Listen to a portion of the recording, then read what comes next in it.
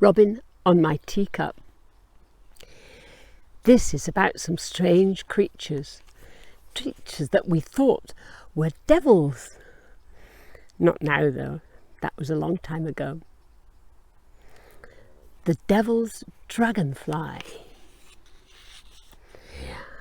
I don't know if you've noticed that the screaming has stopped in our towns. What the devil has been going on? There's been screaming in town for a few months now. It started in May, but it's suddenly gone. No more screaming around the town. But there has been screaming in our garden. It was today when my little visitor, Alfie, ran away from a monster which seemed to be chasing him.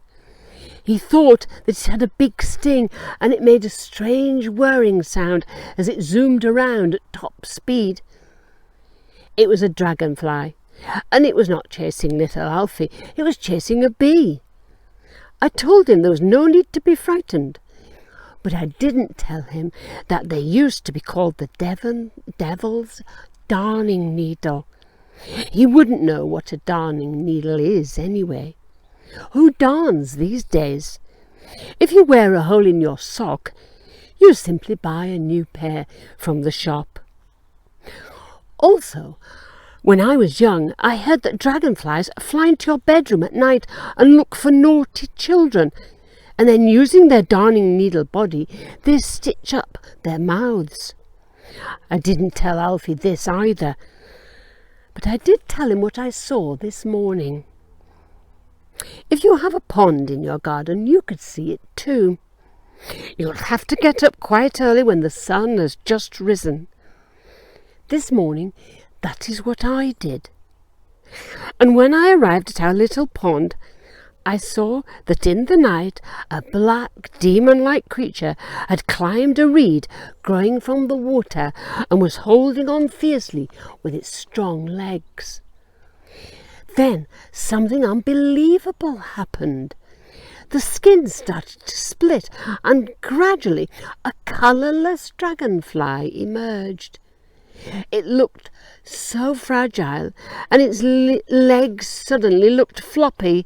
I was sure it would fall into the murky pond water below, and then it would die. I held my breath. But the dragonfly was attached to a little piece of white thread, just like a climber on a rope. It was safe, and it pulled itself out of its old skin and unfolded. The sun was shining, and its wings opened and grew as I watched. After about an hour, the dragonfly turned green, and it was all pumped up and flew away. The ugly creature, which had lived for years in our little pond, had changed into a beautiful dragonfly.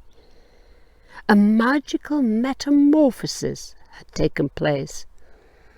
But dragonflies don't live long, and they die after laying their eggs. They will soon be gone. And the swifts have gone already. They laid their eggs high up in the buildings around town, and now they've flown back to Africa. It was the swifts that were screaming around town. People used to be frightened of them too, and called them the devil's birds. But they, like dragonflies, are not dangerous, and there is nothing to be frightened of. Swifts and dragonflies are declining, and it could be loss of habitat or climate change. But that's something that really frightens me, because you can't just go shopping and buy new creatures or birds like you can socks. I must go and tell little Alfie all this, because I can see that, reassured about the dragonfly, he's now chasing it and having the devil of a time.